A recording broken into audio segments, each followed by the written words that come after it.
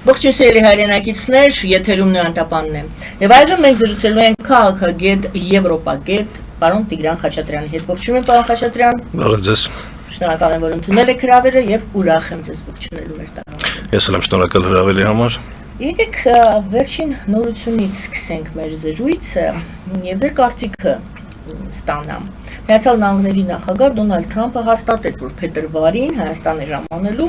փոխնախագահ Ջեյ Դի Վենսը։ Այս մասին դեռևս դեկտեմբերին հաղորդումներ կային, մենք տեղեկացված ենք, բայց Թրամփը նորություն ասաց, պարզում է, որ Ջեյ Դի Վենսը այցելելու նաև Ադրբեջան։ Եվ ինչպես Թրամփն է տեղեկացնում, Հայաստանի հետ կնքվելու է խաղաղ, ես մեջբերում եմ, խաղաղ միջուկային համագործակցության համաձայնագիր, ամերիկյան կիսահաղորդիչների արտադրողների հետ գործարքներ, իսկ Ադրբեջանի հետ ԱՄՆ-ում արտադրված պաշտպանական սարքավորումների, ինչպիսիք են զրահաբաճկումներ, նավակներ եւ այլն, վաճառքի մասին են ուրեմն պայմանավորվածությունները ամրագրվելու։ Այստեղ ես ուզում եմ հիշեցնեմ նաեւ 2 օր առաջ կամ 1 օր առաջ Նիկոլ Փաշինյանը տեղեկացրեց, որ Հայաստանի եւ Ադրբեջանի էներգետիկ համակարգերն են փոխկապակցված լինելու եւ այստեղ Թրամփը Ալիևին Փաշինյանին նաև ասաց, որ այժմ տարածաշրջանում օրակարգը պետք է լինի ոչ թե պատերազմը, այլ բարգավաճումն ու խաղաղությունը։ Եվ այսպես, Ջեյ Դի Վենսը Հայաստանում, Ադրբեջանում ինչ է տրվում Հայաստանին, ինչ է տրվում Ադրբեջանին, ինչն է այս ամենի մեջ հուսադրող, իսկ ինչը ձեզ համար անհանգստացնող։ Հենց այն ինչ դուք թվարկեցիք, իրենից ներկայացնում է այն հետաքրքրությունները, որ ԱՄՆ-ն ունի այս տարածաշրջանում։ Մենք պետք է հասկանանք, որ ԱՄՆ-ն ոչ թե գրգռված է այսպես առանձին պետությունների հետ իր հարաբերությունները խորացնելով, այն դիտում է որպես մեկ տարածաշրջան՝ Հայաստան, Վրաստան, Ադրբեջան։ Եվ ցանկացած նախաձեռնություն ներդրում ինքը դիտարկելու է այդ տեսանկյունից փոխկապակցվածությունը հարևան երկրների հետ։ Այստեղ իհարկե ամերիկյան ներգրավվածությունը միայն ողջունել է տնտեսական համագործակցություն, կոմունիկացիաների շրջափակում եւ այսպես շարունակ, բայց խնդիրը պետք է նայել, թե որքանով են Հայաստանի շահերը իսկապես բավարարվում, անվտանգության ռիսկերը փակվում եւ որքանով Ադրբեջանի պահանջները կատարվում։ Այսինքն այստեղ խնդիրը ոչ թե Ամերիկայի Միացյալ Նահանգների հետ հարաբերությունների խորացումն է, այլ որքանով է Հայաստանի եւ Ադրբեջանի փոխկապակցվածությունը ապահովում իսկապես խաղաղություն եւ հետագայում անվտանգային ռիսկերի նվազեցում։ Մենք տեսնում ենք, որ ԱՄՆ-ն աջակցելու է ռազմական ոլորտում, իսկ Հայաստանում կիսահաղորդիչներ եւ ատոմակայանի խնդիր։ Ատոմակայանի խնդիրն ինչ է, որ դա մի կողմից ռուսական կառավարման ներքո է, այստեղ պետք է հասկանալ, որ ԱՄՆ-ի շահերը ենթադրում են փոխկապակցվածությունները հնարավորինս մինիմիզացնել Ռուսաստանից եւ քանի որ ատոմակայանի փակման նաեւ խնդիր է դրվում Թուրքիայի, Ադրբեջանի կողմից, մենք ունենք էներգետիկ անվտանգության խնդիր։ Այսինքն, եթե հարցեր իսկապես փակվեն, որ մենք ոչ թե կախվածություն ենք ունենալու այսուհետ Ադրբեջանից Ռուսաստանի փոխարեն, ողջունել է այդ համագործակցությունը։ Եթե պետք է ատոմակայանը փակվի, միջուկային էներգետիկ համակարգի ինչն էր առաջարկվում, մոդուլային ատոմակայաններ, որոնք դեռևս փորձարկված չեն։ Եթե պետք է փորձարկեն, դա կրկին ռիսկեր է, որովհետև աշխարհում դեռևս հաջողությամբ դրանք փորձարկված չեն։ Հայաստանի համար ցանկալի կլինի, որպեսզի այդ միասնական էներգետիկ համակարգերությունը ինչն է ընդհանրապես միասնական տնտեսական կապեր ինչ են ենթադրում, համատեղ կառավարում։ Այսինքն Հայաստանը իր կառավարումը, եթե պետք է զիջի, օրինակ քեցի շուրջը զարգացումները երևի թե ավելի ակնհայտ է դառնում, թե ինչի շուրջ են, այսինքն Ռուսաստանից վերցնել, եւ եթե Հայաստանը կպահի իրեն որպես ինքնիշխան, շատ լավ է։ Բայց եթե Ադրբեջանն է պետք է մասնակցություն ունենա մեր էներգետիկ կառավարմանը, պայմաններ թելադրի, ծանրաբեռնի մեր էներգետիկ համակարգ եւ հոսանքազրկումները Հայաստանում շատանան, իսկ Ադրբեջանին մենք երաշխավորենք իրենց ապահովություն, այստեղ առաջանում են հարցեր։ Ուզում եմ ասեմ, Հայաստանի շահը ես կասկածամտորեն եմ վերաբերվում, որ վերջնականորեն պաշտպանվում է։ ԱՄՆ-ի եւ միջնորդությամբ Ադրբեջանն ու Թուրքիան թելադրում են իրենց պայմանները։ Ես տեսնում եմ այստեղ նման խնդիր եւ լավ կլինի, որ իշխանությունները բացատրեն, թե ինչ են հասկանում միասնական էներգետիկ համակարգ ասելով, ինչ են հասկանում այդ TRIP-ի մնացած առանձնահատկությունները հաշվի առնելով, որովհետև այն ինչից նրանք բողոքում էին նոյեմբերի 9-ի փաստաթղթից, 9-րդ կետից, որ միջանցք է, այդ 9-րդ կետի ձևակերպումը ուղիղ փոխանցվել է TRIP-ի պայմանագրի մեջ։ Այսինքն բացարձակապես տարբերություն չկա։ Բացի այդպես գրի հիշատակում։ Դու նկատի ունեմ էությունը։ Եթե տարբերությունը ԱՄՆ-ն գար, տայինք Ադրբեջանին միջանցք, թող այդպես էլ ձևակերպեն, ի՞նչն է խնդիրը, որովհետև Նիկոլ Փաշինյանը հիշում եք, ասում էր մենք պատրաստ ենք Ադրբեջանին տրամադրել հաղորդակցություն այնպես, ինչպես Իրանն է տալիս։ Բայց մենք տեսնում ենք, որ սա տարբեր է։ Եթե Հայաստանը կտա հաղորդակցություն այնպես, ինչպես Վրաստանն է տալիս, ես խնդիր չեմ տեսնում։ Միայն ողջունելի է։ Այսինքն ամերիկյան ներդրումներ, միջազգային տրանզիտ, այստեղ հենց դա է խնդիրը, որ սա ոչ թե ազատ տրանզիտի մասին է խոսքը, այլ իրավունքի մեջ գոյություն ունի սերվիտուտ հասկացություն, երբ հարևանը ուզում է կապել օրինակ իր մյուս հողամասի հետ, ես կոպիտ օրինակ եմ ուղղակի բերում, բայց չի չափազանցեցնել, ստանում է քո տարածքով իր ենթակառուցվածքները անցկացնելու իրավունք, օրինակ ենթադրենք ոռոգում է ուզում ապահովել, դիմում է դատարան կամ քո հետ պայմանավորվում է, որ քո տարածքը օգտագործում է իր ոռոգման ցանց անցկացնելու համար, ինքը ներդրումներ է անում, եւ այստեղ հետաքրքիր էր, որ ամերիկյան կողմը բանակցում է ադրբեջանական կողմի հետ, որ համատեղ ներդրումային ծրագիր իրականացնեն, այսինքն Ադրբեջանը ներդրում ունենա այդ ընկերությունում, որը հետագայում ձևավորվելու է։ Եվ այստեղ կրկին հարցեր են առաջանում, հստակություն չկա 74%-ի մեջ հստակ ամերիկյան է դա, եւ եթե ամերիկյանը, օրինակ թուրքական, ադրբեջանական ընկերությունները իրենց հերթին այդտեղ լինելու են, թե չէ։ Սա ապագա ռիսկերի մասին է խոսքը, որոնք փակված չեն դեռևս։ Թրիփի մյուս խնդիրը, որ ես տեսնում եմ, որոնք հասցեագրված չեն, ասում եմ, հստակ առանձնացնենք, հա, այստեղ ամերիկյան համագործակցության մասին չէ խոսքը։ Օրինակ ես ինչն եմ այստեղ պրոբլեմատիկ տեսնում, որ ԱՄՆ-ն կարծես, ինչպես ասացի, տարածաշրջանային տրամաբանությամբ է տեսնում, բայց արդյոք ավելի լավ չէր լինի, որպեսզի Հայաստանի տրվեր իր անվտանգության, որովհետև մենք ճշտամական երկրներ ենք եղել երկար ժամանակ, Ադրբեջանի նկատմամբ չկա վստահություն իր պայմանավորվածությունները կատարելու, մենք դա տեսնում ենք ոչ միայն նոյեմբերի 9-ով, այլ առհասարակ հրադադարի պայմանագրերի եւ այսպես շարունակ։ Հայաստանի մասնաբաժինը պետք է լինի այնպես, Հայաստանի ներկայացվածությունը, որ մեր ինքնիշխանությունը իսկապես հարգվի, որովհետև եթե ԱՄՆ-ն Թրամփի վարչակազմը փոխվեց քաղաքականություն, բայց Հայաստանը արդեն պարտավորություններ է ստանձնել, որ պետք է ապահովի անխոչնդոտ կապ։ Դա ինչ է նշանակում, որ անկախ ԱՄՆ-ի ցանկությունից Հայաստանը արդեն 50-ից 100 տարով ունի պարտավորություն, որը Ադրբեջանը փոխադարձորեն չի ապահովում։ Ասում են փոխադարձ առավելություններ, բայց որոնք են դրանք։ Հստակություն չկա։ Միջազգային պայմանագրերի մասին ընդհանրապես սկզբունքներ գոյություն ունեն, իրավական որոշակիություն։ Չպետք է դառնթերցումների տեղիք տան։ Օրինակ, երբ ասում ես փոխադարձ առավելություն, բայց հստակ չես ասում դա ինչ է, որը կառաջացնի Ադրբեջանի փոխադարձ պարտավորությունը, Ադրբեջանը ոնց ուզի կմեկնաբանի։ Ինչպես հիմա իրանք մեկնաբանում են սա որպես Զանգեզուրի միջանցք։ Իրանք չեն հրաժարվում այդ խոսույթից։ Որքան Նիկոլ Փաշինյանը միջազգային ակցիաներում եւ այլն Հայաստանի ներսում հերքում են, նրանք շարունակում են դա ասել, հետաքրքիրն էր, որ Թուրքիայի արտգործնախարարը վերջերս աջակցություն հայտնելով Նիկոլ Փաշինյանի կարևոր դերակատարությանը այս գործընթացում շեշտեց, որ դա Ադրբեջանի պահանջները լիովին բավարարել է եւ կրկին օգտագործեց միջանցք հասկացությունը, բայց Հայաստանում դրան արձագանք չեղավ։ Տեսեք, ես ներկայացրեցի, դա շատ հետաքրքիր է ընդհանրապես Թրիփի հետ կապված ձեր դիտարկումները, ես մեր լսարանին ներկայացնեմ նաև այն ինֆորմացիան, որը մոռացա սկզբից եւ այդ ասելու, Տիգրան Խաչատրյանը, պարոն Խաչատրյանը Facebook-յան էջ ունի եւ YouTube-յան էջ ունի եւ բարբերաբար շատ հետաքրքիր վերլուծություններով է ներկայանում այնտեղ եւ այդտեղ կար Թրիփի կարծեմ ամբողջ փաստաթուղթն էիք, այո, դուք ուսումնասիրել եւ ներկայացրել փաստաթղթի էությունը եւ կետ առ կետ գնացել էիք։ Շատ հետաքրքիր էր այդ ձեր վերլուծությունը եւ դա մենք կանդրադառնանք դեռ Թրիփի հարցերին, օրինակ դուք հարց եք բարձրացրել, այնուամենայնիվ ինչու 74 տրվեց Միացյալ Նահանգներին, ինչու Հայաստանը 26%-ով մնաց։ Եթե կարող եք դա ներկայացնել։ Արգոստախարար Արարատ Միրզոյանը դա համարեց արդար։ Բայց չբացատրեց թե ինչու է արդար։ Երևի տրամաբանությունը հետևյալն է, որ ԱՄՆ-ն քանի որ ֆինանսական ներդրումներ է անելու, ինքը պետք է նաև շահույթ ունենա, հետևաբար 50 տարում, չնայած գիտեք ինչն է այստեղ հետաքրքիր, որ 49 ավելի ճիշտ տարում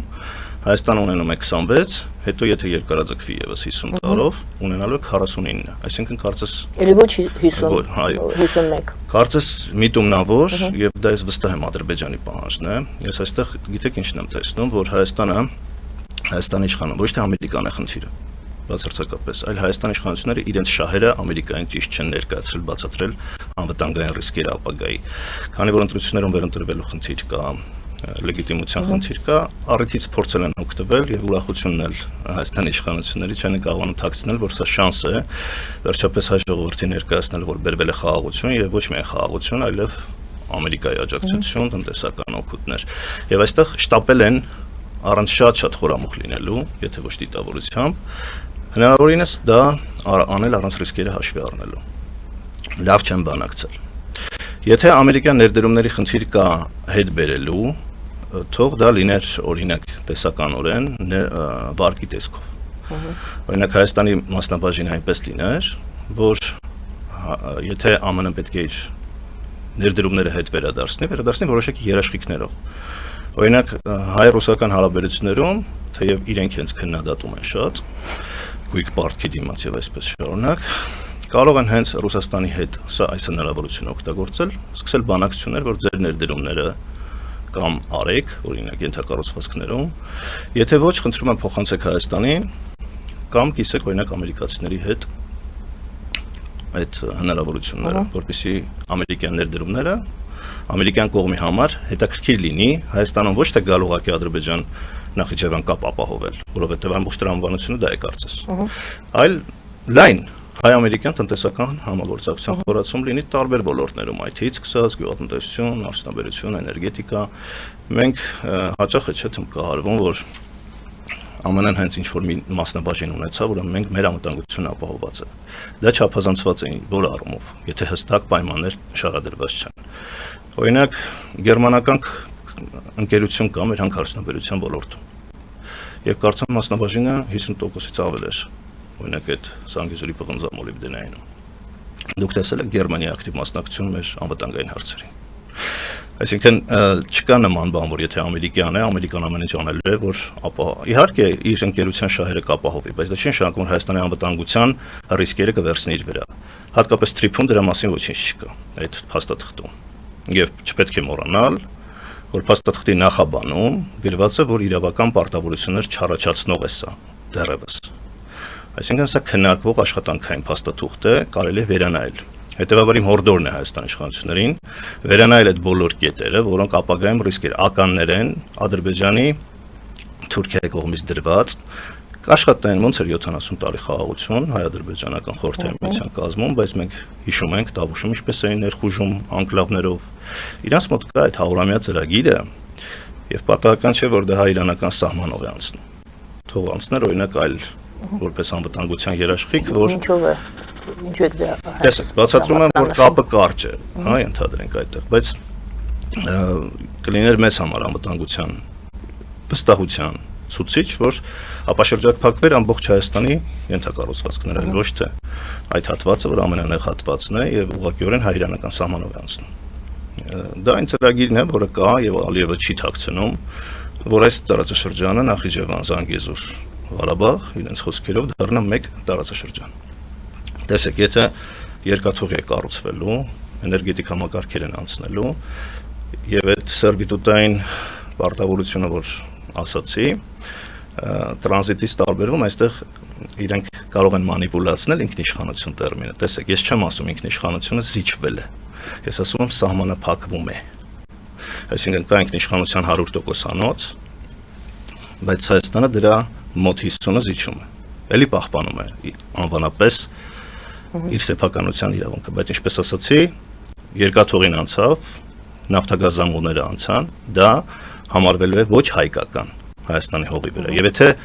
անխոչնդոտ դրանք պետք է լինեն, եւ եթե ինչ-ինչ պատճառներով խոչընդոտվեց, կոպիտ օրինակ բերեմ, էլի չափազանցված ընդհանրենք այդ սերվիտուտի օրինակով, երեխան գնաց փակեց ինչ-որ մի հատ փական, որը ջուրը հոսում է հարևան հողամաս, այս դեպքում Ադրբեջանից Նախիջևան, Ադրբեջանը կարող է պահանջել միջազգային, ինքը չի կարող անմիջապես ուժ գործադրել, բայց կարող է պահանջել միջազգային ճնշում Հայաստանի վրա ապահովել անխոչնդոտ կապը։ Կդիմի ԱՄՆ-ին, ԱՄՆ-ն ենթադրենք օրինակ խառնե չի մասնակցում։ Ինքը իրեն իրավունք կվերապահի, ինչպես Լաչինի Միջանցքի դեպքում էր, այլ դեպքերում էր, ուղղակի մտնի եւ ասի ես իրավունք ունեմ վերականգնել, որտեղ Հայաստանը պարտավորվել է դրան խոչընդոտ կապը ապահովել։ Ես չեմ գրավում Հայաստանի տարածք, ես ուղղակի գնում եմ այդ անխոչընդոտ կապը ապահովել։ Եվ այդ լեգիտիմ հիմքով ինքը կարող է հետագայում, ես չեմ ասում հիմա, այդ ագրեսիա հիմքերը ստեղծել։ Դա է ականը ռիսկը, որը ես տեսնում եմ եւ ես հորդորում եմ միակողմանի զիջումը Ադրբեջանին հանել հատկապես նոյեմբերի 9-ից հրաժարվելուց հետո։ Նոյեմբերի 9-ից դուք ինչի հրաժարվեցիք։ Որտեւ 9-րդ կետում տեսան Միջանցքի վտանգ, ճիշտ է։ Ռուսական վերահսկողությամբ։ Հիմա ամերիկյան վերահսկողության Միջանցքի վտանգը ինչի չեք տեսնում։ Ամերիկան հավերժ ձեր անվտանգությունը ինչով է երաշխավորելու, էլ ես ուզում եմ հասկանալ։ Այստեղ հակաամերիկյան տրամադրություն չի, ես ուզում եմ հասկանալ երաշխիքը որն է։ Թրամփի բարի կամքը կարող է այլ նախագահ այդ բարի կամքը չունենալ։ Ինչպես մենք տեսնում ենք, որ այսօր Թրամփը հրաժարվում է Ուկրաինային աջակցելուց։ Ես բերեմ օրինակ միակողմանի հակառակը Զելենսկուն է մեղադրում, որ խոչընդոտում է խաղաղության պայմանագրի ստորագրումը։ Მაგრამ այսօր կարող են Հայաստանին մեղադրել, որ ինչու է Ադրբեջանի կապը ընդհատել։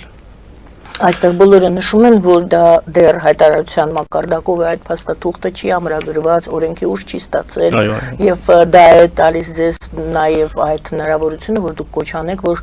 դեռևս ստորագրված չէ, դեռ կարելի է ինչ-որ իրավիճակ փոխել։ Ես շտապում եմ դա տեղեկացնել, որպեսզի ապագայում այդ ռիսկերը նվազեցվի, Ադրբեջանին չտրվի լեգիտիմ հիմք, հետո գնա Ռուսաստանին դիմի, որ Ռուսաստանը նորից գա։ Եթե ամերիկան օրինակի համար հասկանում եք, այսինքն սա պետք է նաև գիտակցել, որ առաջին անգամ երբ հնչեց թրիփի մասին, եթե հիշեք, ով ասաց։ Թուրքիայում ԱՄՆ-ի դեսպան Թոմ Բարակը։ Եվ հենց նա այնտեղ խոսեց 100 տարվա մասին։ Այո, 42 կիլոմետրի մասին։ Ինչու հենց Թուրքիայում ԱՄՆ-ի դեսպանը, այլ ոչ թե Բելգիայում ԱՄՆ-ի դեսպանը կամ չգիտեմ այլտեղ։ Սա մատնում է հենց, որ սա թուրք-ադրբեջանական լոբինգով առաջ տարված է, եւ Հայաստանը ուղղակի հելու հնազանդ բոլոր պայմանները առանց խորամուխ լինելու, կամ եթե փորձեն արել են ձևական, բոլոր պահանջները ԱՄՆ-ն ինչ խնդիր ունի։ Հարցրել է օրինակ Հայաստանի իշխանություններին, օքեյ, ասել են օքեյ, վերջ։ ԱՄՆ-ն Թրամփը իր գեոքաղաքական բարձրությունից շատ խորամուխ չի լինելու հայերի անվտանգային այդ զգայուն խնդիրների նկատմամբ, եթե ձեր համար օքեյ։ Բայց ես վստահ եմ, որ ինչպես այն բանաձևերը, որ ԱՄՆ-ն ընդունել էր Ադրբեջանի դեմ, ԱՄՆ-ը միակ երկիրն էր, որ Արցախին ուղիղ աջակցություն էր ցուցաբերում։ Դա ինչի շնորհիվ էր, որ հայկական սփյուռքի հետ համատեղ Հայաստանի իշխանությունները կարողանում են լոբինգ անել իրենց շահերը։ Այսինքն ամենը խնդիր չունի Հայաստանի շահերը հարգելու, եթե դա ճիշտ ներկայացվի ու պաշտպանվի։ Ես այստեղ տեսնում եմ, որ ուղղակի անտերության է մատնված իրենց իշխանության լեգիտիմությունը շտապ ապահովելու համար, որովհետև ընտրությունները մոտենում են։ Ժամանակ չկա բանակցությունների, դա կարող է տևել տարիներ։ Տեսեք, հաճոյանալու ժողովրդին, հանրությանը դա մեկ հարց է, եւ երկրորդը հաճոյանալու Ալիևին, Ադրբեջանին։ Նաեւ, որպեսզի չկրակի, որովհետև հենց նա կրակեց բոլոր այս թեզերը հոտս են ցնդում։ Իսկ Ադրբեջանի Ալիևի ուրախությունը նույնիսկ չել թաքցնում։ Եթե նա իր պահանջների բավարարում չտեսներ, այսպես ջերմ մթնոլորտում այդ ամենը տեղի չէր ունենա եւ Վենսի այցը նաեւ հետևանքերը խաղաղության խորհրդի մասին էլ կարող ենք խոսել իդեպ։ Միանշանակ պետք է խոսենք։ Խաղաղության խորհրդում տեսանք ինչպես ջերմ մթնոլորտում Թրամփը, Ալիևը, Փաշինյանը նստած էին եւ առանձին հանդիպում եղավ Ալիևի հետ։ Ընդ որում թրիփի հետ կապված թեման է շոշափվում, երբ որ թրիփի հետ կապված թեման պետք է կարծես թե Հայաստանի հետ շոշափվի։ Այո, եթե դա հայկական է։ Բայց մենք, ինչպես նշեցի, ԱՄՆ-ն նայում է սա որպես տարածաշրջանային նախագիծ։ Եթե դա տարածաշրջանային չէ, ԱՄՆ-ին հետաքրքիր չէ։ Եվ սա 100-ամյա պայքար է իրականում, եւ Արցախյան խնդիրը ինչ խնդիր էր լուծում։ Շատերը երևի ուշադրություն չեն եղել, հա թե ինչ է աշխարհում շատ կոնֆլիկտներ կան։ Բայց ինչու էր Արցախյան խնդրում ձևավորվել ԵԱՀԿ Մինսկի խումբ։ Երանախագահություն, Ռուսաստան, ԱՄՆ, Ֆրանսիա, որովհետև Հայաստանը իրականում հանդիսանում է շատ կարևոր դերակատար միջազգային տրանզիտի համար։ Արցախյան խնդիրը բլոկավորում էր այդ տրանզիտը, որը հնարավորություն է տալիս այսօր բացի նավթագազային խնդիրները, սրվել են նաև, ինչպես գիտենք, արհեստական բանականության ոլորտում, IT ոլորտում, մրցակցությունը աշխարհում, ԱՄՆ-ն չկարողացավ Չինաստանին վերջնականորեն ճնշել, ինչու, որովհետև Չինաստանը, երբ որ մաքսատուրքերը մեծացրեց, նույնիսկ կարելի է սահմանափակեց եւ ինքը երկին մաքսատուրքեր դրեց այդ կիսահաղորդիչների արտահանման վրա, որտեղ Չինաստանը ունի մեծ պաշարներ ինքն է հանդիսանում այդ գործարանը աշխարհի։ ԱՄՆ-ն, չիպերին։ Եվ ԱՄՆ-ն նահանջեց իրականում։ Եվ եթե տեսնենք Չինաստանի հետ այլևս կոնֆլիկտը թուլացել է, այսօր սրվել է ԱՄՆ-ի եւ Եվրամիության կոնֆլիկտը, ինչը absurd է թվում, բայց այսօր ես ծանոթանում էի եվրոպական բոլոր, այսպես գրեթե հեղինակավոր լրատվականների վերլուծականների անդրադարձը խաղաղության խորհրդին Թրամփին ահա որ կարելի ասել նույնիսկ անձնապես սկսել են վիրավորել, ասելով դեղին իմպերատոր, բան, այսպես էլ իմպերիա, կայսր, որը առաջ է տանում բացառապես սեփական, կայսերական նկրտումները, անտեսելով ՄԱԿ-ը, անտեսելով ՆԱՏՕ-ի պարտավորությունները եւ այստեղ պետք է նաև նկատի ունենալ, որ Հայաստանը փաստորեն 30 տարի շարունակ Եվրամիության եւ ԱՄՆ-ի դիտանկյունից եթե նայում ենք, փակել է այդ ճանապարհը, որը հնարավորություն կտար իրենց անկախ ավելի լինել, ավելի համարձակ գլոբալ Չինաստան-Ռուսաստան հակամարտություն։ Եվ մենք իրականում շատ թանկին ենք վճարել այդ կապը բացելու համար։ Այդ պետք է գնահատվի դա։ Այսինքն դուք տեսեք Չինաստանից կենտրոնական Ասիայից մինչև Եվրոպա ճանապարհը դառնում է անվտանգ ապահով Հայաստանի շնորհիվ։ Հայաստան կարող է դա կրկին չակերտավոր եմ ասում հարամել։ Այսինքն ունի այդ ռեսուրսը, փոքր երկիր։ Դա կարող անել Իրանի, Ռուսաստանի աջակցությամբ, կարող անել ինքնուրույն նույնիսկ։ Եվ շատ է ինչ է նշում հոկտեմբերի 27-ի պատճառները նաև մեղրի հետ էր կապված։ Դա պատահական չի։ Այսինքն այդ պայքարը աշխարհաքաղաքական մենք եղել ենք այդ հորձանոթում։ Եվ իհարկե Մինսկի խումբը որ ստեղծվել էր, մեր սիրուն աշկերի համար չէր ստեղծվել, այդ բալանսը, այդ շահերը համադրելու համար էր ստեղծվել։ Դա թաղվեց, որովհետև փաստորեն Ռուսաստանը լրիվ դուրս է մղվում այստեղից, ուկրաինական կոնֆլիկտից հետո դարձան հակառակորդներ ուղղակի։ Ասածս ինչ է, որ անխոչնդոտ կապ ապահովելու պարտավորություն Հայաստանը պետք է վերցնի միայն այն դեպքում, եթե դա անում է Ադրբեջանը։ Եվ նույնիսկ կարելի է ես ասում եմ, սա կարող է կոնֆլիկտային ընկալվել, հակամարտություն եք բացում, հազիվ ենք խաղաղության հասել, բայց Ադրբեջանին հավերժ զսպելու, որ ինքը նոր ագրեսիա չսկսի, պետք է դա իրեն հասկացնել։ Ադրբեջանը որտեղ անի, որ հատվածում Լաչին Արցախի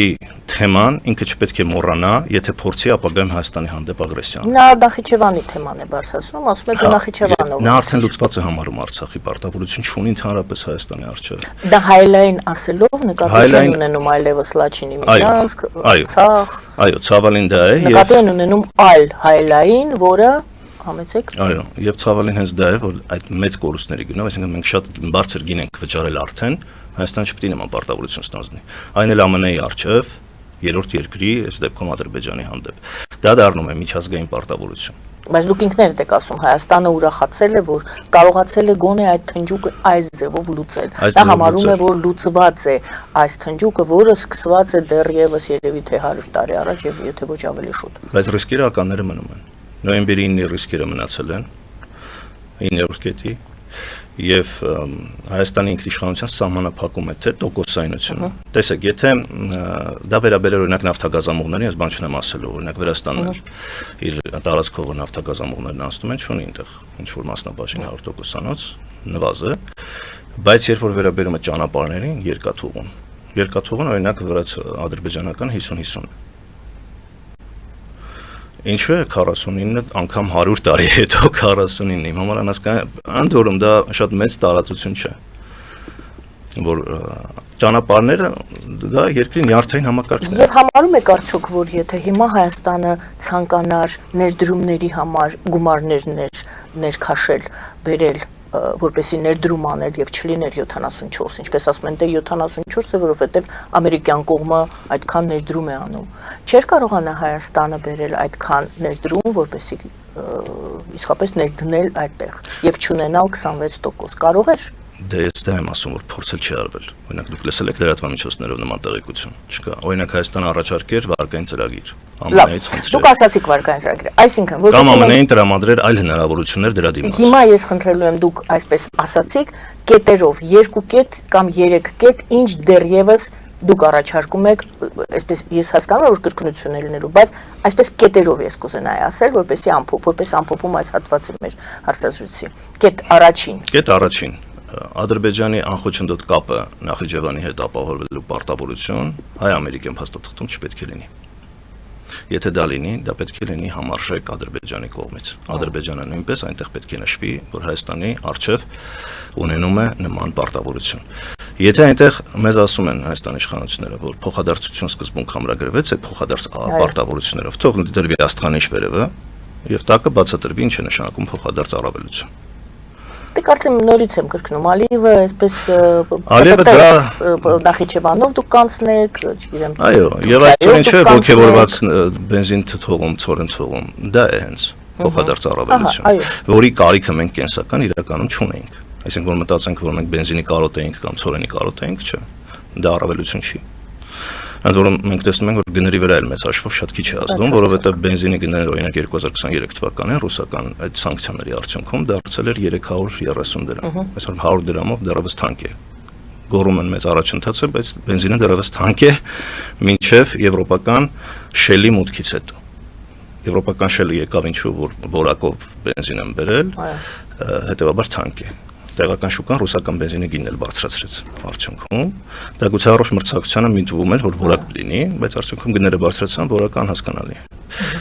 Մի խոսքով իմիտացիա արվեց։ Իմիտացիա արվեց եւ այդ առավելությունը շատ թանկ, այսինքն մենք թանկ վաճառում ենք մեր շահերը Ադրբեջանին, իրականում ցավալին այն է ԱՄՆ-ի լեգիտիմության ներքո, որ խոսալու տեղ չթողնեն, այդ է ցավալին։ Երկրորդ կետը, առաջինը ասացիք, երկրորդ տոկոսայնությունը պետք է հասկանալ ինչու է այդպես, բացատրում են իբր ամերիկյան ներդրումներ, բացատրեք ինչու դա հնարավոր չէր հայկական փողով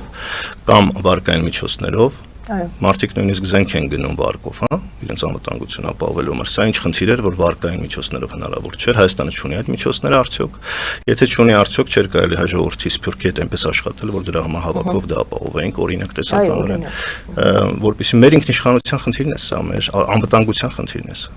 Բայց դուք սերունդների հարց է սա։ Վտանգ եք տեսնում 100-ամյա խնդիր։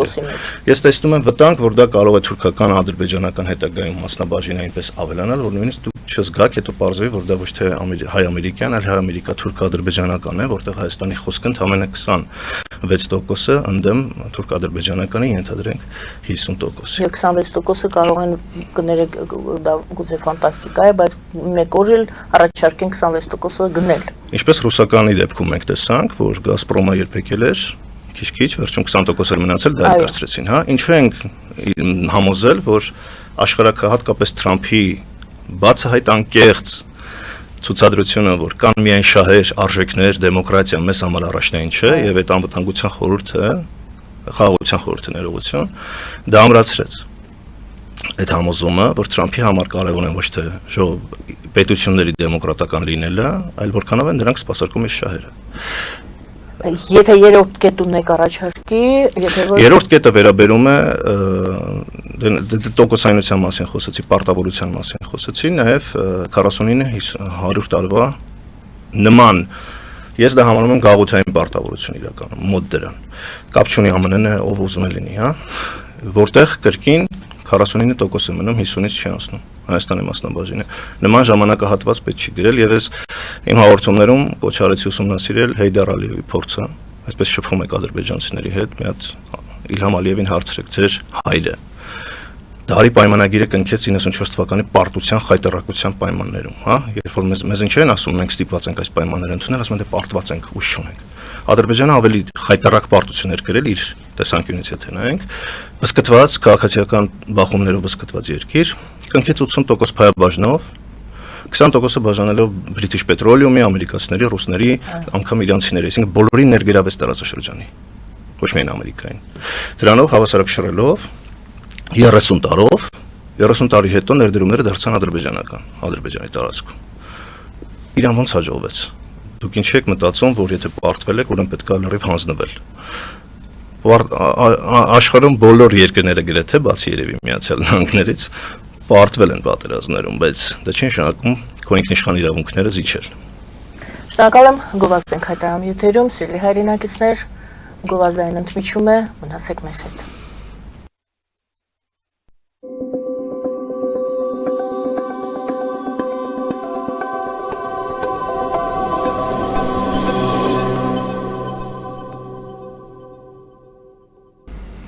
Սիրելի հայրենակիցներ, հիշեցնեմ, որ մենք զրուցում ենք քաղաքագետ Եվրոպագետ Տիգրան Խաչատրյանի հետ։ Պարոն Խաչատրյան, այստեղ մենք խոսում ենք եւ թրիփից եւ հայ-ադրբեջանական հարաբերություններից, հայ-ադրբեջան եւ Միացյալ Նահանգներ։ Պարզապես տարակուսանք առաջացրեց Թրամփի լրատվամիջոցները այդ մասին խոսում էին, վերլուծաբանները այդ մասին խոսում էին Թրամփի այն ձևակերպումը, որ հիշում եք, ասած որերորդ անգամ նա հիշեցրեց, որ Պուտինը նրան ասել է, ես չէի կարողանում լուծել, դու ինչպես հաշտեցրեցիր այդ 30 տարվա ուրեմն հակամարտությունը Ադրբեջանի եւ Հայաստանի եւ քեզ դա հաջողվեց, եւ նա ասաց, Թրամփը ասաց, դա առավել կարեւոր էր, քանի որ դա իր տարածքն էր, դա վրիպում էր, թե իսկապես Թրամփը եւ Պուտինը ունեն իմ ու քո տարածքներ եւ արդյոք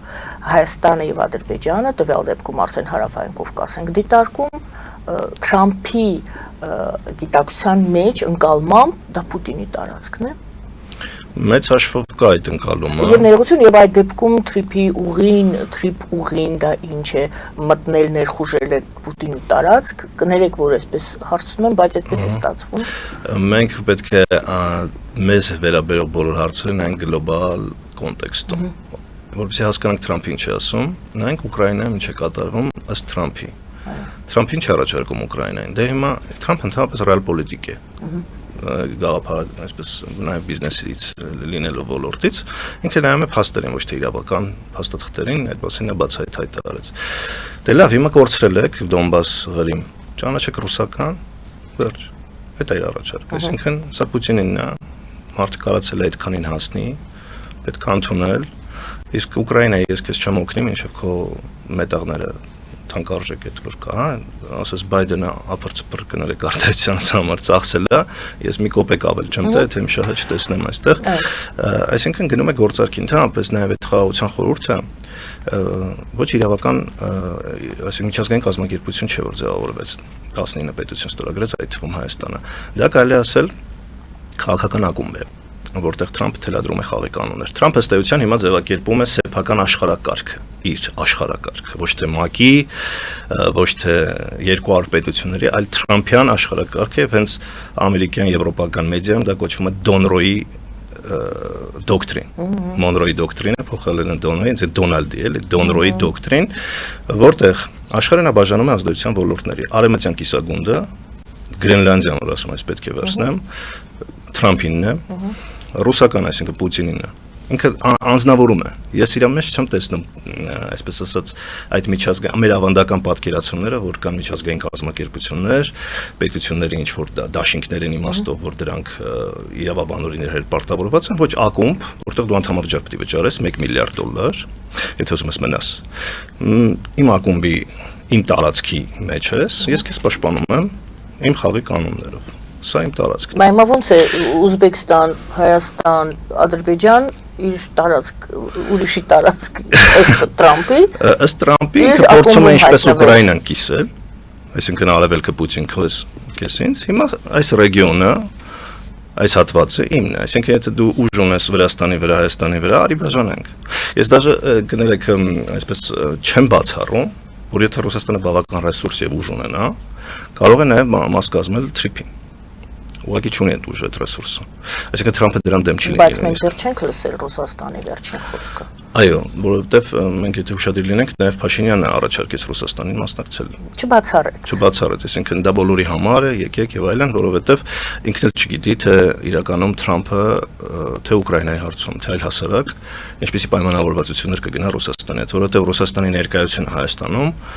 ահռելի է։ Մեկ օրում դա հնարավոր չէ վերացնել։ Ամբողջ էներգետիկ համակարգը ռուսական է, մեծ հաշվով։ Տրանսպորտային երկաթուղիները ռուսական են։ Հեծը փորձեցին վերցնել, բայց դեռևս դատ է գնում, կարելի ասել, հա։ Այստեղ դժվար է պատկերացնել, որ հատկապես հայ-ռուսական բոլոր պարտավորությունները դեռևս ուժի մեջ է, հապկի, Սառեցում ասվածը դա այնքան պոպուլիստական է ժողովրդի համար։ Դու կամ կազմակերպության անդամ ես կամ ոչ, եթե դու որոշ ժամանակ անց չես կատարում քո պարտավորությունները, քեզ հեռացնում են։ եթե դեռ չեն հեռացրել, ուրեմն դու կատարում ես քո պարտականությունները։ Դե Պուտինը ինքը հայտարարեց, ասեց Հայաստանը սառեցված է, բայց շարունակում է։ Ընդհանրակարգ գոյություն ունի հապկի անդամ որ։ Լիրավ անդամ են որում ընդհանրակարգ գոյություն ունի, դիմում ես քո դուրս գալու ամսաթիվն ես նշում, նման բան արել են։ Դա ցածրացնել պարտադիր կարգ է։ Լավ, դա Հայաստանը ներողություն ՀԱՊԿ եւ Ռուսաստան փոխհարաբերություններն եք վերցնում։ Հիմա մի հատ եկեք նորից հետ գանք Թրամփի այդ ընկալմամբ Հարավային Կովկաս կոչվածը կամ Հայաստան, Ադրբեջանը նվազագույն առնվազն դա Պուտինի տարածքն է։ Եթե այդպես է ինչի անում նա Թրիփով այստեղ եւ դրան հաջորդիվ գուցե հենց այդ հայտարարությունից հետո էր որ այդ Սալավիովը եւ Դուգինը տենց արդեն սկսեցին եւ նրանցից հետո արդեն տարբեր մենք ելույթներ ենք տեսնում որ նրանք ասում են գալու ենք վերցնենք նրանք ով են որ անկախ պետություն լինեն իրենց երևակայում են անկախ պետություն Եթե դուք ուշադիր հետևեք ռուսական այդ քարոզների մեջ հղումը Թրամփին առաջնային տեղ է զբաղեցնում այսինքն նրանք լեգիտիմացնում են այդ խոսույթը Թրամփի հայտարարություններով եւ մեծ հաշվով անգամ գիտեք մեր մեդիայում քանի որ հակառուսական քարոզչություն կա ամբողջությամբ նույնիսկ չեն տեղադրում ես օրինակ Դուգինի հայտարարությունը դուք լրիվ կարդաք նա ինչ է ասում որ ասել էր Հայաստանի ինքնիշխանություն չպետք է լինի, բան չպետք է լինի։ Ասում է չկա աշխարհում ինքնիշխան երկիր ընդհանրապես, որը չունի ատոմային զենք, միջուկային զենք։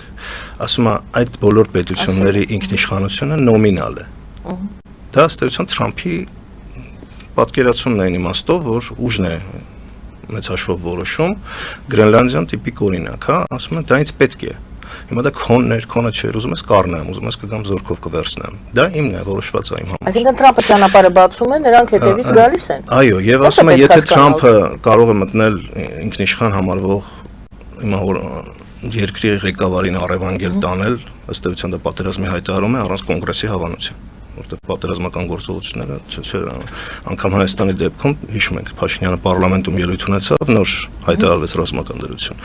Թրամփը առանց նույնիսկ սեփական օրենքները պաշտպանելու կոնգրեսի այդ գործողությանը դիմեց։ Դա հնարավորություն է տալիս թե ռուսներին, թե չինացիներին ասելու, որ եթե այդպես է, մենք էլ մեզ իրավունք պետք է վերապահենք մեր կենսական ազդեցության գոտին, հետ խորհրդային տարածքները վարվենք այնպես, ինչպես բխում է մեր ազգային շահերից։ Հիմա այստեղ սկզբունքի հարց է։ Եթե մենք քարոզչական գործիքներ չենք, եւ մեզ հետաքրքիր է միայն հակառուսականությունը, կարող ենք մենակ այդ ուղղությամբ ցեղ շպրտել իրանց վրա, ասել իրանք սպառնում են մեր անվտանգությանը։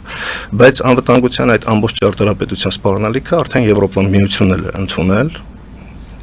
կոնկրետ կոչեր են հնչում, հատկապես Գերմանիայում, Ամերիկայից ձեռքաշել, ստեղծել սեփական միջուկային վահանը Ֆրանսիայի հնարավորություններով եւ պատժամիջոցներ կիրառել ԱՄՆ-ի տնտեսական հնարավորությունների վրա, ստեղծելով սեփական արհեստական բանականություն, որովհետեւ մոտ 70% Եվրամիությունը կախված է ամերիկյան ծրագրային ապահովումից, IT ոլորտում, նույնիսկ ռազմական։ F-35 վերջին սերնդի կորզանիշները ամերիկյան ծրագրային ապահովում այնպես է, որ դա հրապարակեցին այսպես, որ երկուսի կարող է անջատել ուղղակի դրանք չաշխատեն։ Այսօր Եվրոպան իրենց գում է խոցելի, ասում է ԱՄՆ-ն փաստորեն կարող է մեր անվտանգությունը չապահովել։ Մենք պետք է մեր անվտանգությանը տեր կանգնենք։ Պարոն Խաչատրյան, այստեղ ես ուզում եմ մեկ պահ դադար տանք, քանի որ մեր եթերաժամն է ավարտվել, սիրելի հայրենակիցներ, սիրելի ABC TV հեռուստադիտողներ, ես ձեզ հրաժեշտ եմ տալիս եւ ինչպես նման դեպքերում լինում է, ձեզ հորդորում եմ շարունակել դիտել մեր այս ուղիղ հեռարձակումը, մեր հարցազրույցը Նոյան Տապանի այլ հարթակներում, մասնավորապես մեր Patreon-ում եւ մեր YouTube-յան այլ ալիքում, որով շարունակվում է այս հեռարձակումը։ Ձեզ հրաժեշտ եմ տալիս, մնացեք բարով։ Պարոն Խաչատրյան, մենք ունենք հեռախոսազանգ, ես կուզենայի ընդունել այն եւ շարունակենք մենք զրույցը։ Ալո, լսում եմ ձեզ, բարև ձեզ։ Բարև ձեզ, Տիկին Արաքելյան, բարև ձեզ, պարոն Խաչատրյան, ողջունում եմ ձեզ հրավեր գլենդելից։ Պարոն Խաչատրյան, ես համաձայն եմ, որ ձեր իշխանությունները բավարար չեն պաշտպանում Հայաստանի շահերը, բայց հարցս Ամերիկայի շահերի մասին է Հայաստանի հետ կապված։ Դուք նշեցիք, որ Ադրբեջանը եւ Թուրքիան ԱՄՆ-ի միջոցով սպասարկում են իրենց շահերը։ Ես համոզված եմ, դուք հայրենասեր մարդիկ պարզապես նշեն, որ դա լիովին համապատասխանում է ռուսական Հիմա իմ հարցի նպատակը բարձր այդ նարատիվը ճիշտ է թե չէ։ Այն որ ԱՄՆ-ն 75-25 է անում, դա չի նշանակում դեռ որ սպասարկում է Ադրբեջանի շահերը։ Դա նշանակում է միգուցե որ չի վստահում ձեր երկրին, քանի որ դուք ինչպես շատ լավ նշեցիք, դեռ Ռուսաստանի դաշնակիցն եք հակում եւ ԵԱՏՄ-ում։ Այսօր հիմա հարցը Պարոն Խաչատրյան, տեսեք, երեք այդ հարցը թե արդյոք սպասարկում է ԱՄՆ-ի միջոցով Ադրբեջանի շահերը։ 3 տարի առաջ դուք գործում եք ջերմուկը, 3-4։ Ինչ արևմուտքը խառնվեց, չի եղել գետնեք ներխուժում։ Եվրոդիտորդները, հիմա էլ Թրամփը, նրանք կարող էին դա թույլ տալ։ Թրամփը կարող էր դա դարձնել թուրքական, թուրք-ադրբեջանական, ադրբեջան-ամերիկյան նախագիծ, բայց դա չարեց։ Առաջին հարցը, եթե Ադրբեջանը լիովին ստանում է ամեն ինչ, ինչու Թրամփը չտվեց կամ ամերիկան թույլ չտվեց, որ պարզապես Ադրբեջանը գրավի այդ տարածքը, եւ երկրորդ, եթե Ադրբեջանը ստանում է ամեն ինչ, ինչու նա չի դեռ ստորագրում, միգուցե դա նշանակում է, որ նա լիովին չի ստացել ինչ որ ուզում է։ Շնորհակալություն։ Շնորհակալություն։ Շատ շնորհակալ եմ լավ հարցերի համար, հերթով պատասխանեմ։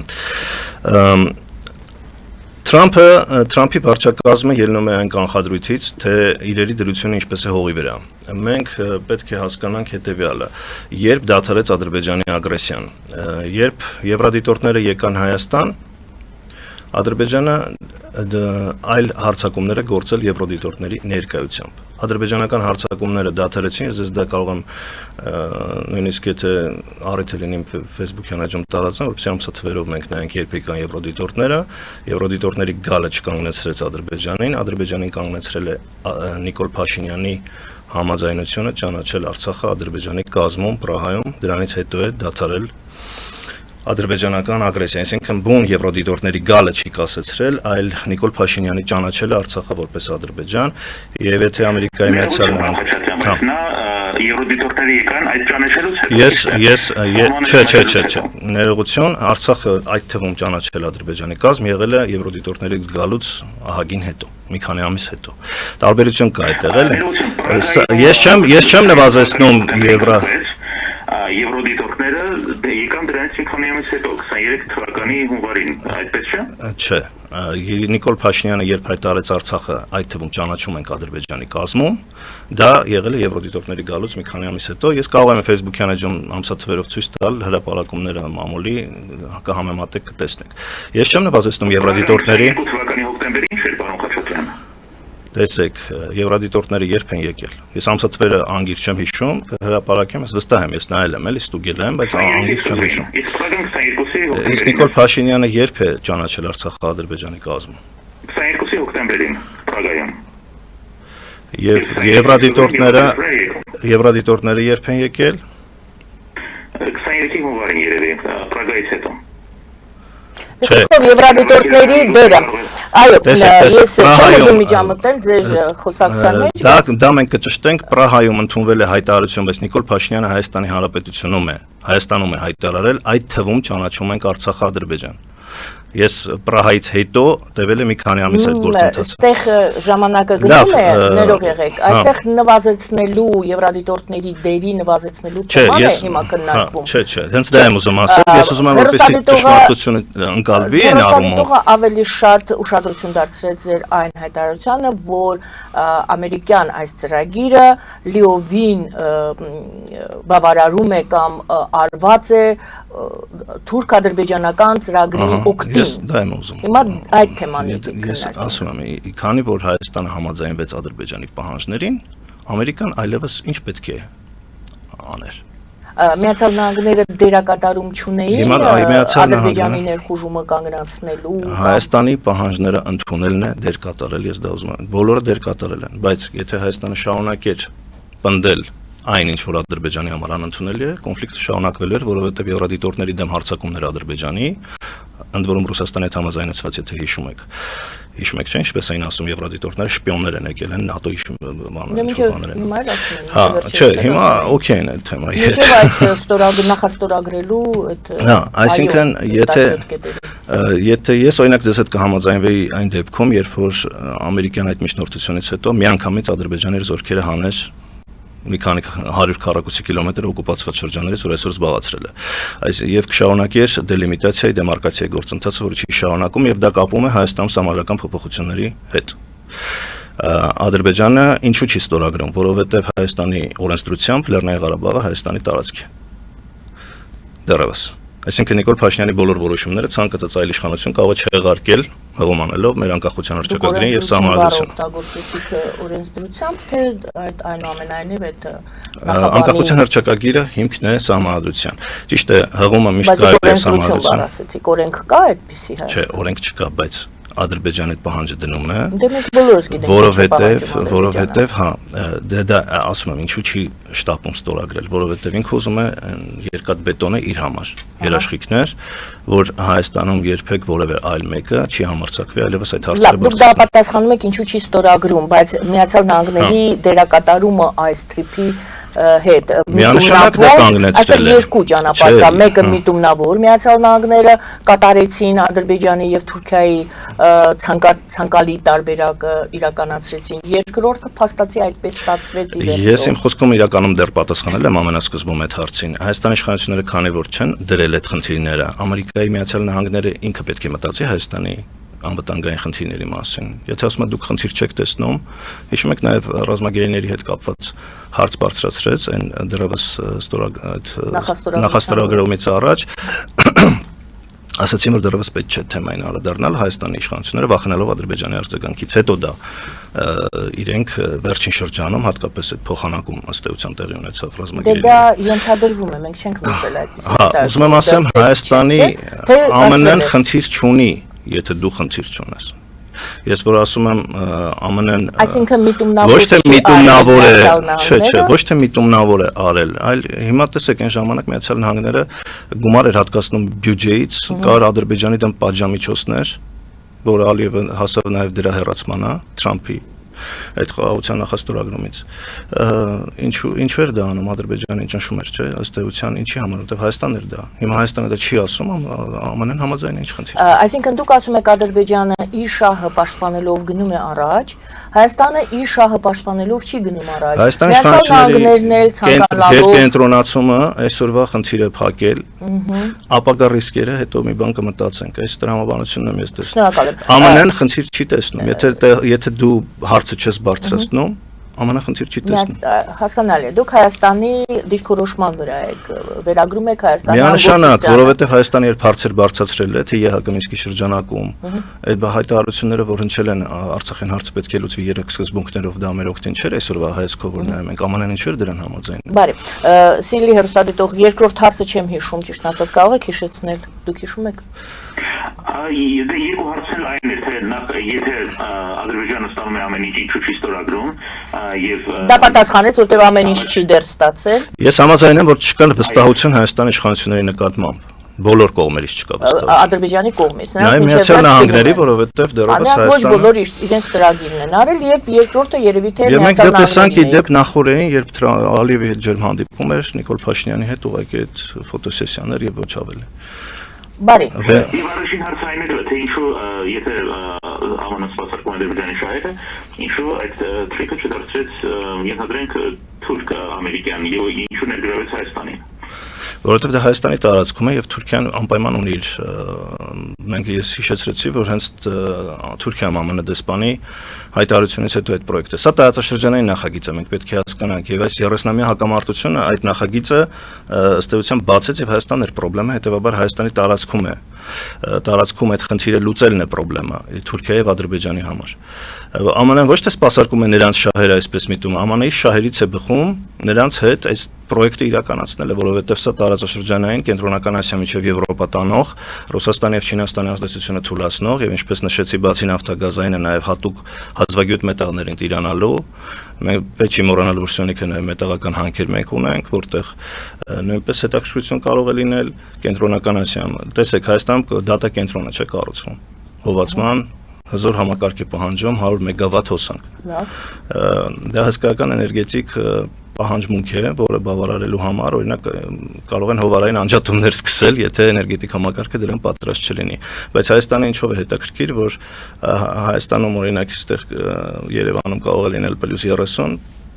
Արագածի վրա կամ այլ տարածաշրջաններում ամբողջ տարի բավական մեղմ կլիմա է եւ այդ հնարավորությունը տալիս է հովացման այդ տեխնոլոգիաները իրականացնելու եւ լոգիստիկ առումով կենտրոնական Ասիայից Ուզբեկստանից այնտեղ էլ կան հատուկ այդ մետաղները բերել Հայաստանում այդ ամեն ինչը մշակել օրինակ դատա կենտրոններով դա նաեւ լոգիստիկ տրամաբանություն է, այսինքն Հայաստանը այդ առումով կարեւորվել է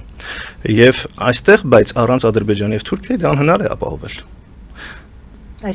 Այսինքն Ադրբեջանի Թուրքիայի դերը դրանով ավելի բարձր է ԱՄՆ-ի աչքում, քան Հայաստանը։ Հայաստանը ընդհանրապես օղակն է, բայց այդ ցանցը առանց Ադրբեջանի եւ Թուրքիայի անհնար է իրականացնել։ Հետեւաբար նրանց շահերի բավարարումը լինելու ավելի առաջնային է նրանց աշխարհաքաղաքական կշիռը հաշվի առնելով։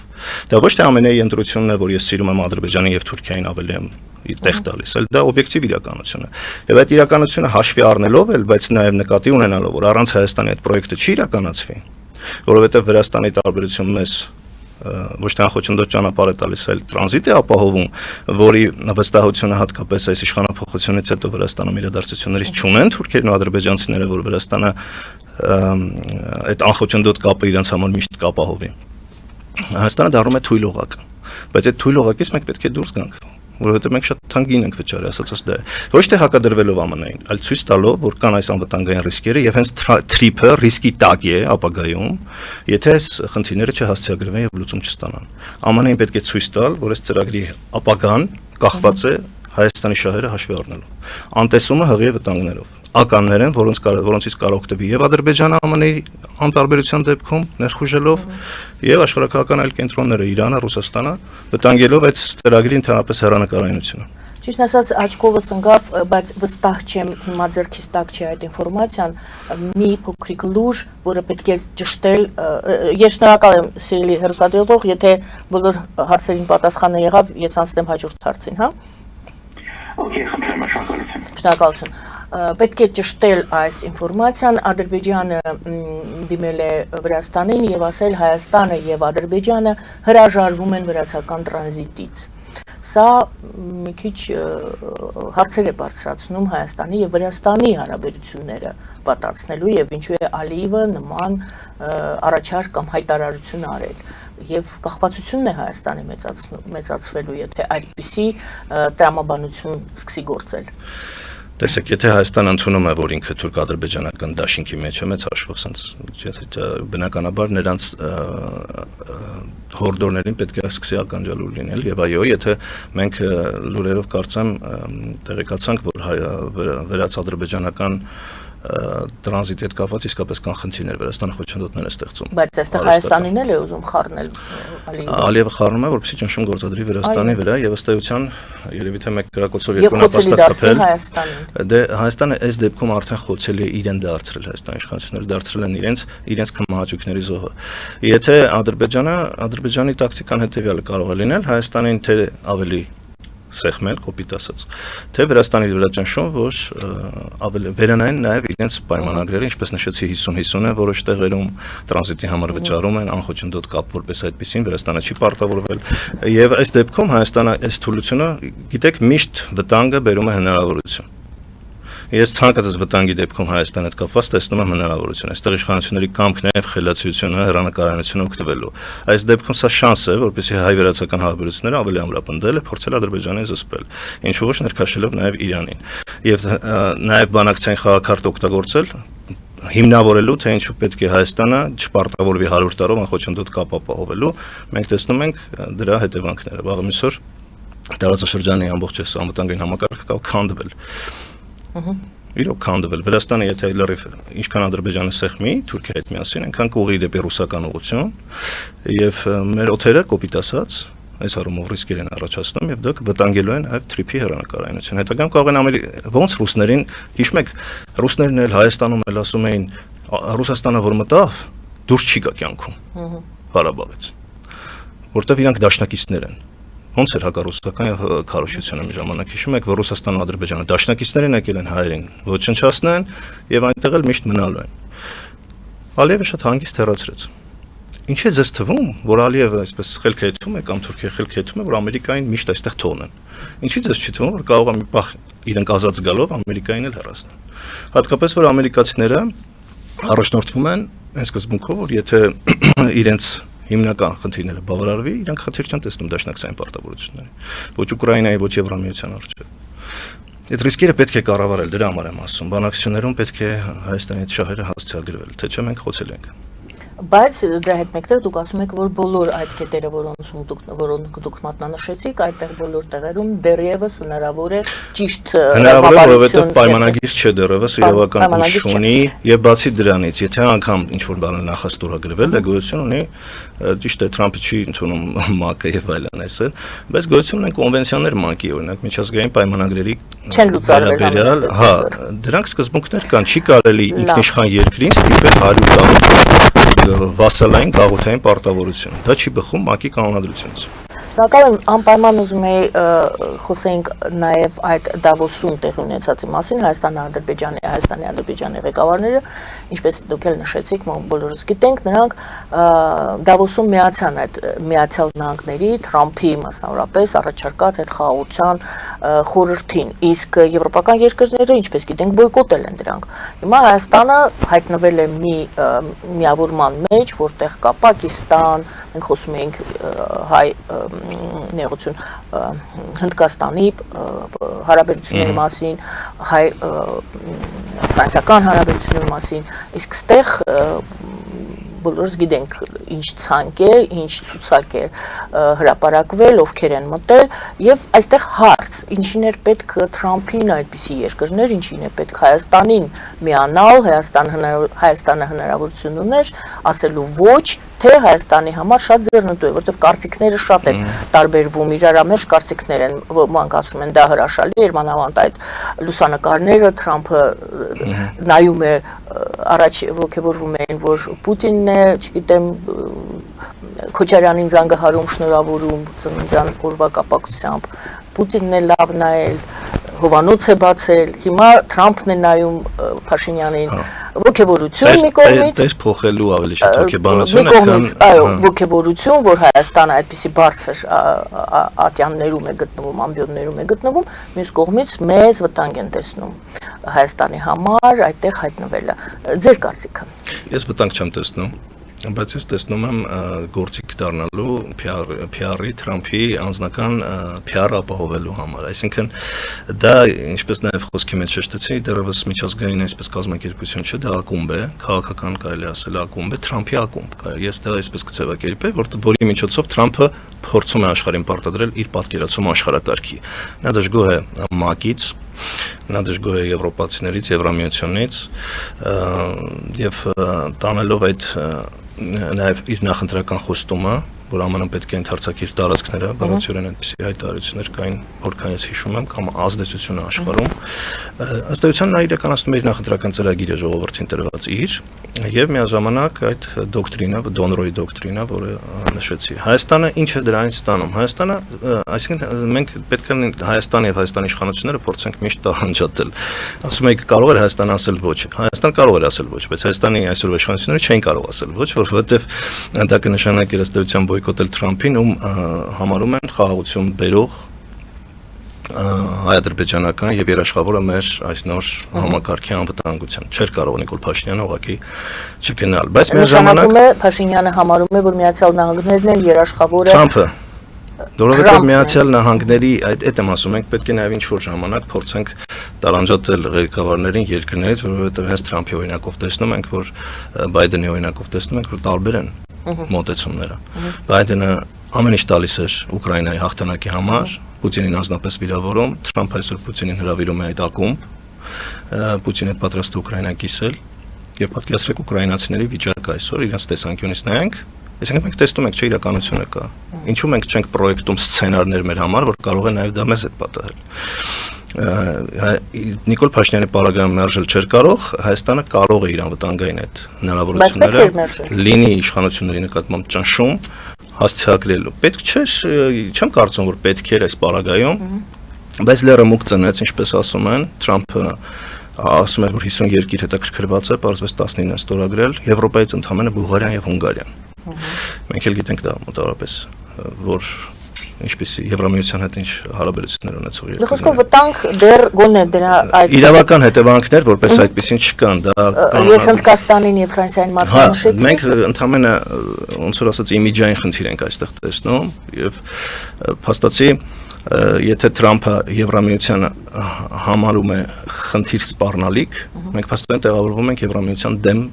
նույնն էլ գործող սպառնալիքների եվրոպական երկրներն են Միացյալ Նահանգները արդեն սպառնալիք համարում իրենց։ Մենք ուրեմն մեզ տեղավորում ենք այդ համակարգում։ Որտեղ։ Հիշում եք ինչքան են զաղրում, երբ Հայաստանը կողմ էր քվեարկում Ռուսաստանի բանաձևերին, որին միանում էին աֆրիկյան երկրներ, Բելարուս, չգիտես, այդպիսի երկրներ, հիմա մենք փաստորեն նման մի կարգավիճակում ենք այս ուղղությամբ եվրոպական ընտանիքից մեզ ինչ-որ իմաստով դուրս ենք դնում եւ դա հակասում է, այո, եվրոինտեգրման այն կուրսին, որը ասվում է, այս դեպքում գոնե եվրոպացիների հետ պետք է համաձայնեցնել։ Իսկ եվրոպացիները տարբեր հիմնավորումներ են բերել, օրինակ ասել են, որ դուք Պուտինին հրավիրում ես, մենք կանք ինչ անենք այդտեղ։ Փաշինյանը դա չէր կարող այդպես ներկայացնել, բայց կարող էր Ադրբեջանը եթե չգնար, Փաշինյանը կարող չգնար։ Այսինքն միակ պատճառը դա կարող էր։ Ալիև ու Փաշինյանն է։ Այո, ստացվել է այսպես անբաժանելի զույգ են, եթե Ալիևը մերժեր, Փաշինյանը կարող էր մերժել։ Թրամփի համար անբաժանելի զույգ են եւ ընկերներ են, նա հրապարակային հայտարարեց ընկերներ են, ձևակերպեց իր ընկերների շրջանակը, Պակիստան, Սաուդյան Արաբիա, որոնք աշխարհի ամենա ոչ ժողովրդավարական երկրների top 10-ում են եւ մենք պետք է հետեւություն անենք, որ սա է այսօրվա վարչակարգի քաղաքականությունը, բայց պետք է նաեւ նկատի ունենանք, որ դա կարող է մի քանի տարի հետո փոխվել։ Հետևաբար եթե ոչ մի քանի ամիս, գուցե, որովհետեւ Թրամփի իմպիչմենտի հարցը են բարձրացնում Միացյալ Նահանգներում, դատական process-ներ կան, այսինքն Թրամփի այս դոկտրինը վստահելի չի, որ կարող է շարունակվել։ Շատ շնորհակալ եմ այսօրվա զրույցի համար։ Շնորհակալություն սիրելի հայրենակիցներ, հիշեցնեմ, որ մենք զրուցում էինք պարոն Տիգրան Խաչատրյանի հետ, քաղաքագետ, եվրոպագետ։ Պարոն Խաչատրյան, քանի որ առաջին անգամ եք չեք կարող ներկայացնել, պաշտպանել եք, ինչ որտեղ սովորել եք, որտեղ եք սովորել, մի քիչ ձեր մասին։ Ես Երևանի պետական համալսարանն եմ ավարտել քաղաքագիտության բակալավրիատը, այն հետո շարունակել մագիստրոսական կրթությունը եվրոպագիտության, եվրոպական ուսումնասիրությունների մասնագիտությամբ։ Իմ հիմնականում ես դրանից հետո անցել եմ այսպես լրատվական վերլուծական աշխատանքի եւ տարբեր լրատվամիջոցներում եմ հանդես եկել, ունեցել եմ ռադիոներում, հանրային ռադիոյում, տարբեր ռադիոներում վերլուծական հաղորդումներ, այո, հասարակական տարբեր նախաձեռնություններ եմ ունեցել, օրինակ բնապահպանական թեմաներով, նաեւ սեփական արտադրության ֆիլմեր եմ փորձել բարձրացնել Սևանի հիմնախնդրի կարևորությունը մեզ համար։ Դա մի առանձին թեմա է, ես այդ հենց 20 թվականի պատերազմից հետո այդ ֆիլմը չնայած ակտուալ չէր այդ ընդհանուր մթնոլորտում, բայց ցույց է տալիս նկատի ունեմ այդ Արցախի բոլոր այդ խառը վիճակներն էր եւ դու ինչ որ Սևանի, բայց հենց դա էի ուզում բարձրացնել, որ եթե մենք չսիրենք չգնահատենք մեր հարստություններից, Սևանը նաև քաղցրամ ջրի հսկայական պաշար է, մենք չպետք է մեզ թերագնահատենք, որ թույլ երկիր ենք, թույլ երկիր լինենք, աշխարհի հզորներին 30 տարի մեր դրանը չեն կապի։ Նիկոլ Փաշինյանը համարում է, որ Արցախով էին մեզ կապել Ադրբեջանի դրանը, բայց ինձ թվում է մենք Արցախով աշխարհին էինք կապել, ինչ որ իմաստով մեծամտություն չհնչի, եւ նաև Ադրբեջանին էինք կապել։ Գիտեք ինչն է հետաքրքիր, որ իրենք մտածում են միշտ Տշնամու կողմից չեն մտածում, որ Արցախը նաև մեր համար միջոցեր ազդելու Ադրբեջանի վրա եւ մենք կարող ենք պայմաններ թելադրել, այսինքն դա արել ենք, ճիշտ է, շատ սխալների արդյունքում կորցրեցինք, բայց ունեցել ենք այդ ռեսուրսը, այդ հնարավորությունը, Սևանն էլ պատահական չի, որ Ալիևը ջերմուկ է ներխուժել, պատահական չի Խարվաճարի այդ գծով Վարդենեսի ուղղությամբ իրադարձությունները, նրանց աչքը Սևանի վրա է, Բասար Գեչար Գինեն արտահանում Սևանի նկարով գոյչա կոչում, այդ էի բարձրացնում, նաև այդ նկատի ունեմ նման աշխատանքով կարևորությունը գնահատելու մեր ունեցվածքը տեր կանգնելու եւ Սևանի հանդեպ վերաբերմունքը փոխելու, դա կնշանակի վերաբերմունքը փոխել նաև մեր երկրի պահել մաքուր խնամքով, որտեղ դա կարող է մեր նավթը դառնալ ապագայում եւ նոր պատերազմների ճգնաժամերի պատճառ դառնալ։ Շնորհակալ եմ։ Սխալները բոլորն են անում, բայց ոմանք նաև սխալների ուղում են անում։ Հույս ունենանք, որոշ սխալները քաղաքական կոնյունկտուրայից այդ քարոզչական կլիշեներից դուրս գալ եւ մտածել երկրի հեռանկարների մասին։ Շնորհակալ եմ։ Շնորհակալություն սիրելի հայրենակիցներ, զրուցվարում եմ ես Գայանե Արաքելյանս։ Բարին ձեզ։